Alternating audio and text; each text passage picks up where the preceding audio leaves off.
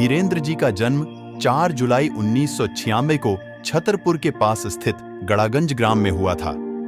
इनका पूरा परिवार आज भी उसी गड़ागंज में रहता है, जहां पर प्राचीन बागेश्वर धाम का मंदिर स्थित है। इनका पैतृक घर भी यहीं पर है। यही इनके दादाजी पंडित भगवान दास गर्ग सेतुलाल भी रहते थे।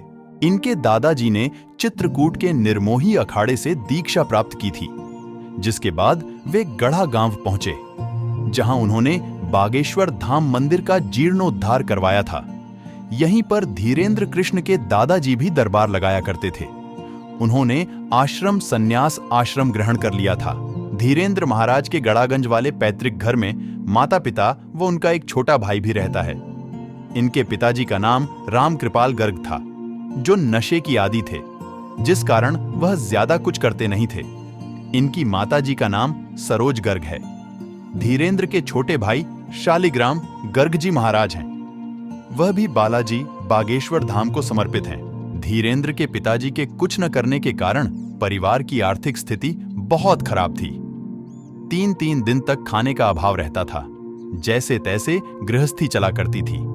रहने के लिए एक छोटा सा कच्चा मकान था, जो बरसात के दिनों में टपका करता था।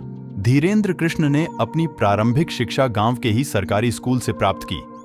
उन्होंने 8वीं तक की शिक्षा अपने गांव में ही ग्रहण की, जिसके बाद आगे की पढ़ाई के लिए उन्हें 5 किलोमीटर दूर गंज के स्कूल में जाना होता था।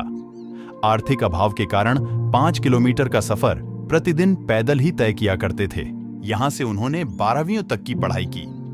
इसके बाद आगे की पढ़ाई के लिए उन्होंने कला संकाय से स्नातक में दाखिला लिया, लेकिन आर्थिक अभाव और धर्म में भक्ति और आस्था के कारण उन्होंने बीच में ही पढ़ाई छोड़ दी। धीरेन्द्र अपने परिवार के सबसे बड़े लड़के हैं, जिस कारण परिवार का भरण पोषण भी इन्हीं को करना होता था, जिसके चलते यह लोगों के घर में जा जाकर दान दक्षिणा मांगा करते थे।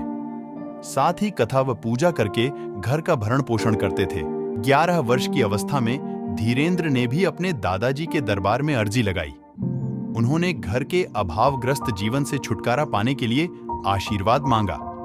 तब इनके दादाजी ने धीरेन्द्र को अपना शिष्य बना लिया। फिर बागेश्वर धाम की सेवा करने का संकल्प दिलाया।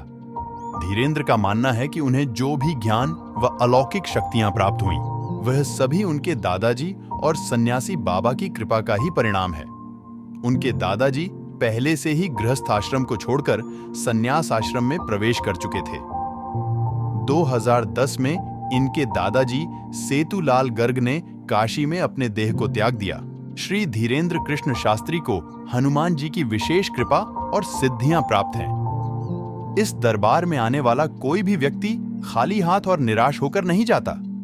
यहाँ पर अपने देश ही नहीं, अपितु विदेशों से भी श्रद्धालु समस्याओं को लेकर आते हैं।